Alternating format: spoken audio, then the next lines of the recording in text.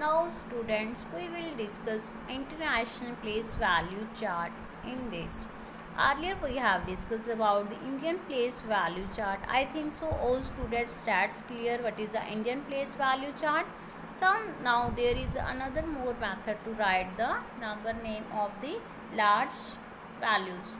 So in this we are having the same period and places, but the difference is that we are having a period here ones, thousands and millions. In ones period there are three places. How many places students here? Three places. The first place is ones, then tens, after that 100. In thousand there is thousand place, and after that 10,000, then 100,000. What is this? 100,000. And then after that here is million, 10 million, here is 100 million. So these all are the places. Now we are having a number here. Now let's see how will you write the number name of this number. So you always starts from ones place. So we will first step is write the places on the place value chart. So the first number is you have to write here 2 on ones place, then 8, after that 4, 5, 7, here is 3, 9, here is 4. So this is a way to write the number in the place value chart. Earlier we have discussed each place value chart there is a comma. Where we have comma after completing one period. That means each period have their own comma.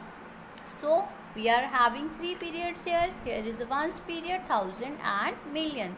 Here is a ones period, so it is a complete period. So after completing it, we have to put the comma here, and similarly after completing thousand periods. That means now let's see how will you write the number name. So what is this? It's 4937548 where you have to put the comma after completing periods. So next step is you have to see what's the number name. Here it's start from million. In the million period, what is this? It's a 49. So what you have to write here? Here is 49.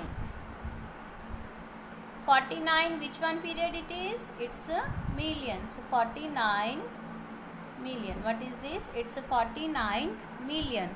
In thousand, 3 on 100,000, that means 300. It's collectively 75. So what is this? 375.